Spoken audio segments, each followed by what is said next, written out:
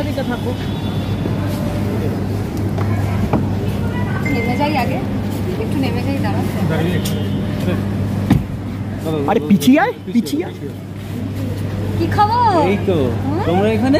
অঙ্কুশ একবার দাঁড়াও। কে জানে আমি অঙ্কুশ একসঙ্গে এসো না। তোমরা এখানে কে খবর দিল? এটা একসঙ্গে ছবিটা।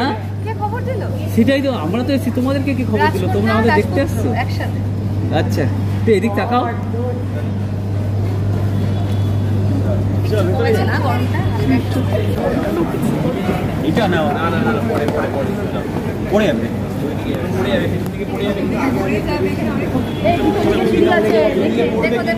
দেখো এই ফোন সরো।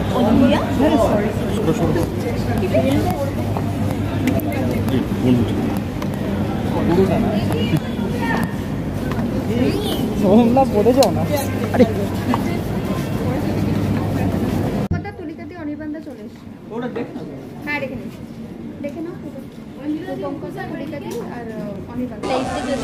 অন্য কেউ হাজব্যান্ড হবে বেছে সেটা তো যদি কেউ হয় ভবিষ্যতে, সে খুবই জানবে যে সে কতটা লাকি, তাই তো? সে বুঝুক, আমার কোনো আপত্তি নেই।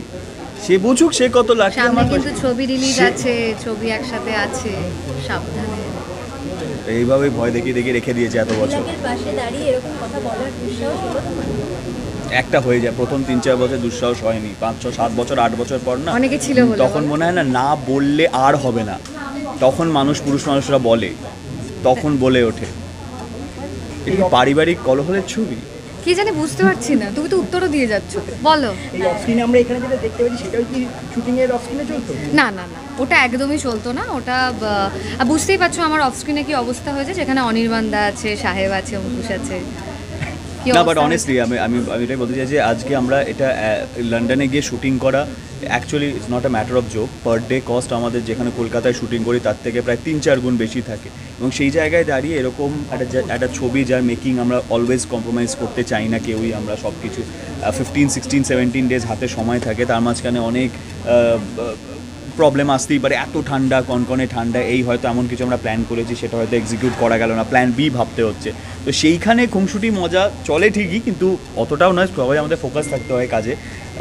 আর চন্দ্রবিন্দু সত্যি বলছি, আমার যেটা অন্যরা বললো যে স্ক্রিপ্টটা পড়ার পর আমাদের এতটাই ভালো লেগেছিলো যে আমরা সবসময় চেয়েছিলাম যে ফুল কোঅপারেট করবো প্রোডাকশন হাউসকে, যেখানে পুরো প্রোডাকশন হাউস এত টিম নিয়ে লন্ডনে গিয়ে শ্যুট করেছে, অ্যাটলিস্ট যাতে ছবিটা আমরা ভালো করে এক্সিকিউট করতে পারি। তো আমাদের পুরো মন ওদিকেই ছিল সবার। না, অবশ্যই আমরা সবসময় এখনও, ফর এক্সাম্পল আমার ঠাকুমা মারা গেছে, আমার ঠাকুমার ছবি বাড়িতে থাকে, সবসময় প্রণাম করে কিছু বলে আমি বাড়ি থেকে বেরোই।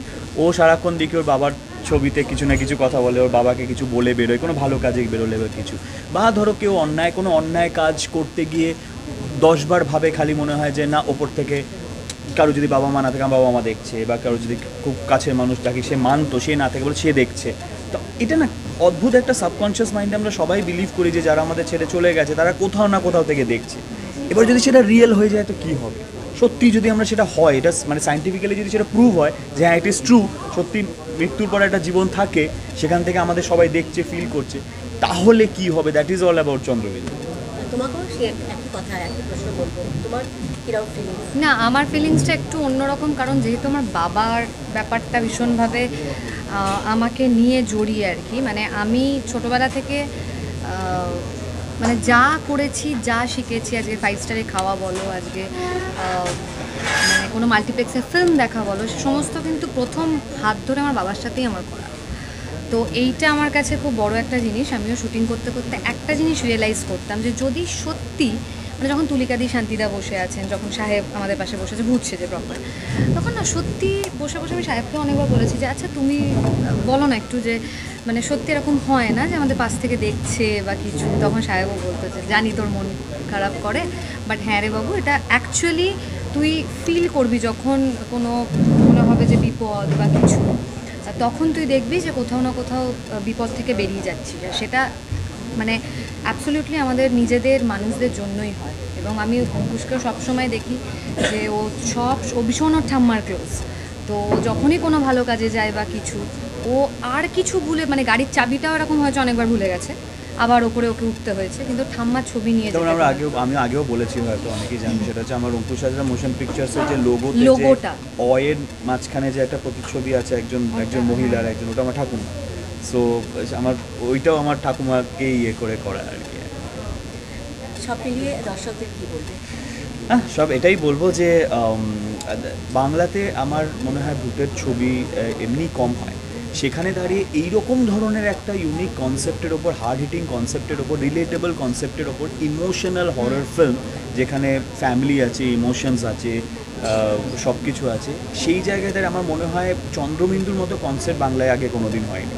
তো আমি একটাই সুযোগ চাইবো অডিয়েন্স যাতে আমাদের সেই সুযোগটা দেয়, চন্দ্রবিন্দু থিয়েটারে গিয়ে দেখে, খারাপ লাগুক ভালো লাগুক যেটাই লাগুক, কিন্তু সেটা যেন ছবিটাকে দেখে আমাদের ফিডব্যাক দেয়। একদমই তাই, কারণ 23শে মে রিলিজ ছবিটা।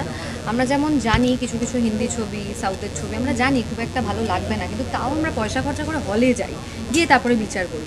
তো আমার মনে হয় যে আমাদের বাঙালিদের স্পেশালি আমাদের বাংলা ছবির পাশে একটু দাঁড়ানো এবং এই সুযোগটা দেওয়া, যে হলে গিয়ে, কারণ বড় স্ক্রিনের জন্য আমাদের তৈরি মানে একটা বড় স্ক্রিনেই দেখতে ভালো লাগে।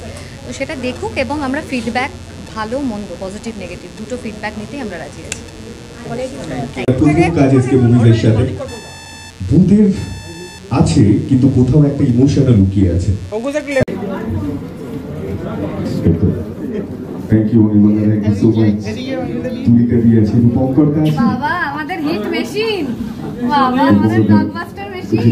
আমাদের চন্দ্রবিন্দুর ক্রাইম মিউজিক রিলিজে প্রেসের বন্ধুরা যারা আসলেন তাদেরকে অসংখ্য ধন্যবাদ আমাদের সাথে থাকার জন্য, আমাদের আমন্ত্রণে আসার জন্য।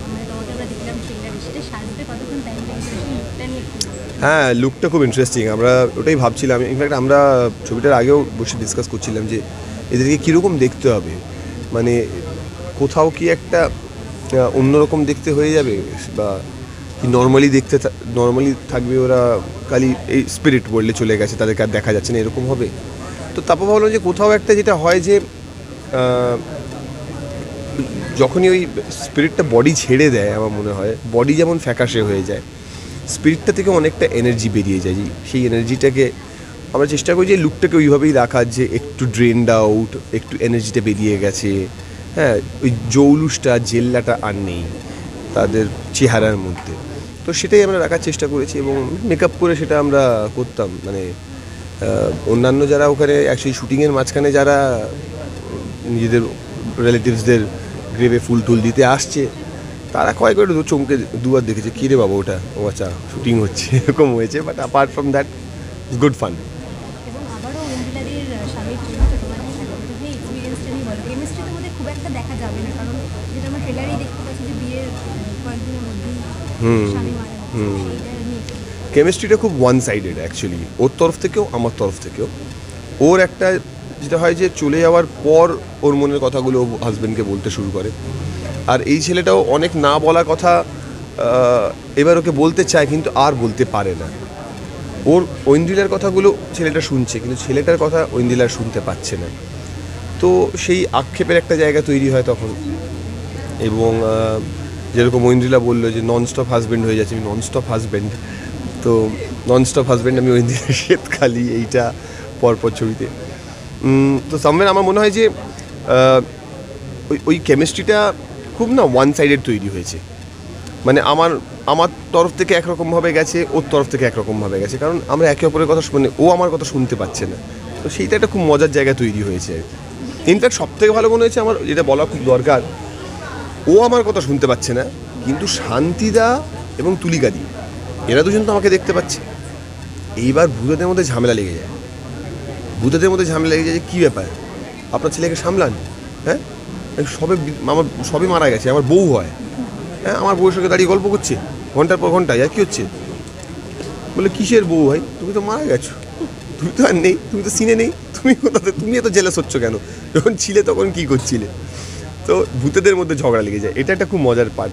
তো আমার দেখো একটা খুব কী বল সেন্সিটিভ একটা গল্প, কিন্তু সেটা খুব গুরু গম্ভীর প্রচণ্ড দুঃখের একটা ছবি এটা কিন্তু নয়। ফার্স্টেই বলি, মানে ট্রেলারটা দেখে হয়তো মনে হতে পারে অনেকে খুব গুরু গম্ভীর দুঃখের ছবি নয়, কিন্তু এটা খুব সেন্সিটিভ মেসেজ, এটা খুব ওয়ার্ম মেসেজ, মজার ছলেই কিন্তু দেওয়া আছে।